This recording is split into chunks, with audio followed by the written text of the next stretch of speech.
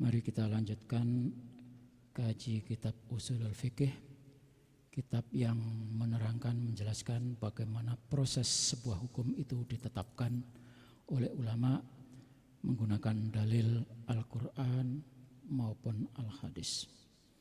Hari ini kita berbicara tentang nasakh.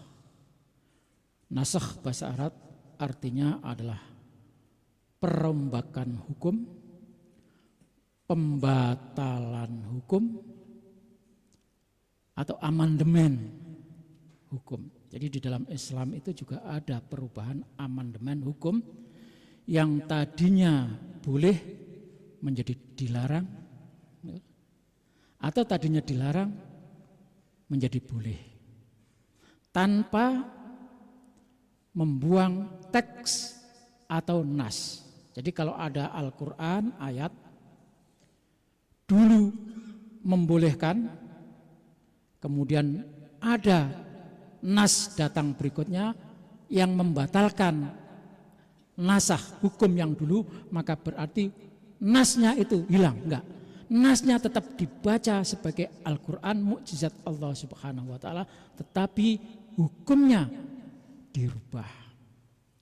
Maka definisi nasakh atau perubahan hukum, amandemen hukum, pembatalan hukum, ulama menyatakan fan-naskhu fi istilahil usuliyin, nasakh atau penggantian hukum, pembatalan hukum, penghilangan hukum, menurut ulama ahli usul fikih, raf'us syari'i hukman syar'iyyan bidalilin mutarakhin, yaitu menghilangkan hukum syarak yang terdahulu dengan adanya dalil yang datang kemudian. Wa bidzalika yatabayyanu al-farqu bainan naskhi wat takhsis. Dengan demikian maka menjadi jelas ada perbedaan antara takhsis itu dulu sudah pernah kita bicarakan, di mana ada sebuah hukum tidak diberlakukan sebagaimana mestinya, tetapi dengan adanya perubahan atau kekhususan, itu takhsis. Jadi ada umum, ketika umum itu datang maka umum itu, ya, ketika khusus datang maka umum itu tidak perlu lagi, tapi yang berlaku adalah secara khusus. Ada juga yang dalilnya khusus tetapi berlaku untuk umum, maka ada namanya takhsisul umum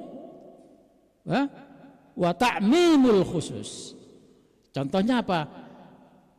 Hadis Rasulullah yang disampaikan kepada Mu'ad bin Jabal.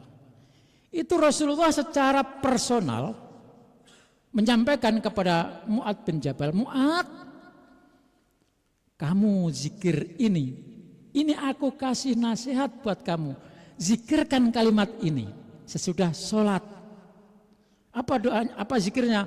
Allahumma a'inni ala dzikrika wa syukrika wa husni ibadatik. Ini aslinya doa itu disampaikan oleh Rasulullah khusus, karena khusus dipanggil secara pribadi kepada Mu'ad. Mu'ad, kamu baca ini sesudah sholat. Allahumma a'inni ala dzikrika wa syukrika wa husni ibadatik. Maka di sini sering saya baca doa itu. Itu khusus.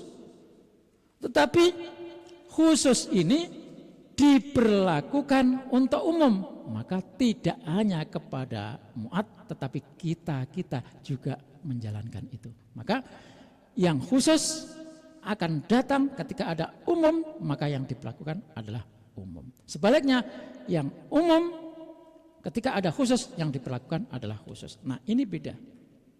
Semuanya berlaku. Tapi kalau nasakh, begitu ada ayat yang merombaknya, yang merevisinya, maka hukum yang ada dalam ayat yang terdahulu tidak berlaku lagi, tetapi yang berlaku adalah ayat yang datang kemudian. Jamaah sekalian dirahmati Allah. Orang pertama kali yang membicarakan tentang nasakh, adanya hukum yang direvisi ini, itu adalah Imam Asy-Syafi'i yang ditulis dalam kitabnya Ar-Risalah. Maka Syafi'i itu adalah ulama madhab yang luar biasa. Fahuwala la ya'tabiru naskha ilgha'an linnasi. Ketika ayat itu mengubah, merevisi hukum yang terdahulu, itu hanya merevisi hukumnya saja. Nasnya tetap harus kita baca sebagai bagian dari Al-Quran. Ya, gitu. Maka nasakh ini diterapkan dalam kehidupan berbangsa dan bernegara. Jadi ketika negara melakukan adanya amandemen, melakukan ada revisi, melakukan ada perbaikan, itu mengikuti Al-Quran, mengikuti hukum-hukum Allah Subhanahu wa Ta'ala. Jamaah sekalian dirahmatullah. Nah, revisi pembatalan hukum ini sekali lagi hanya berlaku dalam masalah hukum. Ya, hanya berlaku dalam masalah hukum. Tidak berlaku dalam masalah akidah, keimanan. Kenapa? Karena akidah dan keimanan itu satu jalur. Mulai dari nabi pertama, Nabi Adam, nabi, sampai nabi sebelum Nabi Muhammad, Nabi Isa alaihissalam, baru Nabi Muhammad, itu akidahnya sama. Apa itu? Hanya menyembah kepada Allah Subhanahu wa Ta'ala, hanya beribadah kepada Allah Subhanahu wa Ta'ala. Maka dalam soal akidah tidak ada revisi, tidak ada perubahan. Jadi barangkali dulu Nabi Ibrahim mengajarkan ketuhanan kepada Allah, maka tidak ada nasakh atau ayat yang datang, hadis yang menyatakan bahwa percaya kepada Tuhan sudah diganti hukumnya, tidak ada. Jadi yang ada itu ada di dalam masalah-masalah fikih muamalah. Ya, fikih muamalah. Karena itu hukum-hukum di dalam ayat yang dibawa oleh para nabi banyak yang direvisi. Nah, revisi yang terakhir adalah revisi yang disampaikan oleh Nabi Muhammad sallallahu alaihi wasallam. Zamannya Nabi Adam alaihissalam dibolehkan saudara menikahi saudara. Kemudian sesudah itu udah nggak boleh lagi.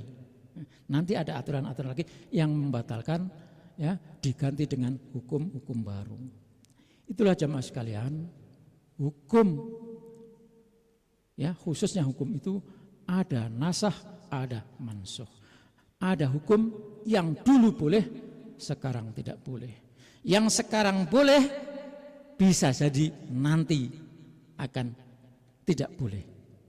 Maka ulama-ulama itu, mujtahid itu yang dalam masalah hukum muamalah itu selalu berusaha sehingga hukum ini selalu berkembang sesuai dengan perkembangan zaman. Jadi Islam sholihun likulli zamanin wa makan, itu karena dalam situasi-situasi itu bisa hukum itu menjadi berubah karena situasinya memang menghendaki demikian. Dan itu berlaku di masalah-masalah muamalah, masalah-masalah hukum keseharian, tidak menyangkut dalam masalah keyakinan maupun keimanan. Demikian Bapak dan Saudara sekalian, sekilas sebagai tambahan pengetahuan bahwa ternyata ada hukum Islam itu yang direvisi. Makanya jangan kaget nanti suatu saat ada hukum dulu begini kok sekarang lain. Jangan kaget.